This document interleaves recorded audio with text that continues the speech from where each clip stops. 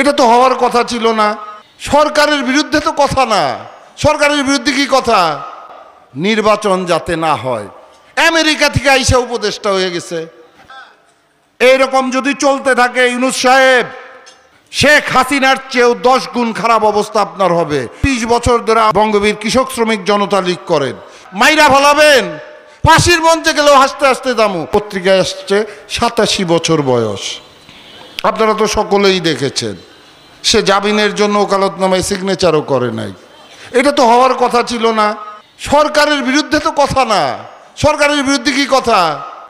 মুক্তিযুদ্ধের কথা বলবো না? মুক্তিযুদ্ধ যদি না হইতো তাহলে কি বাংলাদেশ হইতো? বলেন, মুক্তিযুদ্ধ না হইলে 75 হইতো, আমাদের শহীদ প্রেসিডেন্ট জিয়াউর রহমান সাহেব সেনা প্রধান হইতেন। যদি মুক্তিযুদ্ধ না হইতেন বাংলাদেশের প্রেসিডেন্ট হইতেন? হইতেন না। হোসেন মোহাম্মদ এরশাদ সাহেব প্রেসিডেন্ট হইতেন না। ইউনূস সাহেব আপনি কি তত্ত্বাবধায়ক প্রধান হইতেন? কোথায় সমস্যাটা? কোথায়? অনেকের গাত্রদাহ হয়, কারণ একটাই, মুক্তিযুদ্ধ। দল তো আমরা করবই, বিভিন্ন লোক আমরা বিভিন্ন দল করব, এতে কিন্তু কোনো সমস্যা নাই। কিন্তু মুক্তিযুদ্ধের প্রশ্নে আমরা মুক্তিযোদ্ধারা কি এক জায়গায়, এক প্ল্যাটফর্মে এক জায়গায় থাকতে হবে না? দল কানা আর মুক্তিযুদ্ধ এক করেন না। দল যার বিভিন্ন বিভিন্ন, মুক্তিযুদ্ধ বারবার আসে না। কিন্তু 1990 সালে হোসেন মোহাম্মদ এরশাদ স্বৈরাচারের পতন ঘটাইছিলাম আমরা। আজকের মতো এনসিপির মতো এত বুদ্ধিমানও ছিলাম না। আমরা মুরব্বীদের হাতে দেশের রাষ্ট্রীয় ক্ষমতা তুলে দিছিলাম। যার বয়স হয় নাই, যে কিনা স্কুলের শিক্ষক হইতে পারবে না, সে হয়ে গেছে দেশের মন্ত্রী। তাহলে তো এইটাই হবে এই দেশের। এই দেশকে কত বছর যে আরো কাফফারা দিতে হবে এই ইউনূস সাহেবের এই ঘটনার কারণে, আপনারা চিন্তাই করতে পারবেন না। 5 জন 7 জন মিলে বলে লতিফ সিদ্দিকীর গালে জুতা মারো, তালে তালে না।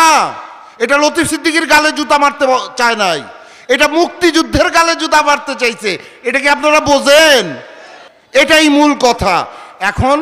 এখন প্রশ্নই একটা, মুক্তিযুদ্ধ থাকবে কি থাকবে না, এটা প্রশ্ন।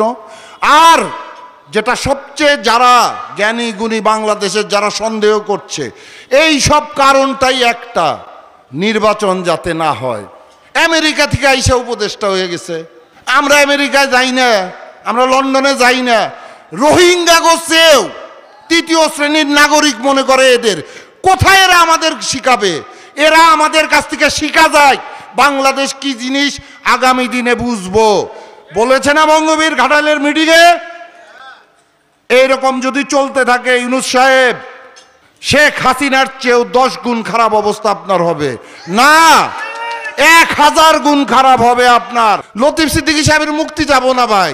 আমাদের ওই জেল টেল নিয়ে ভয় দেখিয়ে লাভ নাই। অসংখ্যবার গেছি, আমি গেছি ব্যক্তিগতভাবে, লতিফ ভাই গেছে, কাদের ভাই গেছে, আর একমাত্র বোধহয় আমাদেরই পরিবার। এই জেল টেল দেখা ডরানের লোক আমরা না। মাইরা ফলাবেন, ফাঁসির মঞ্চে গেলেও হাসতে হাসতে দামু। মানুষের জন্য কথা বলে যদি ফাঁসির মঞ্চে যাইতে হয়, এ তো কোনো ব্যাপারই না।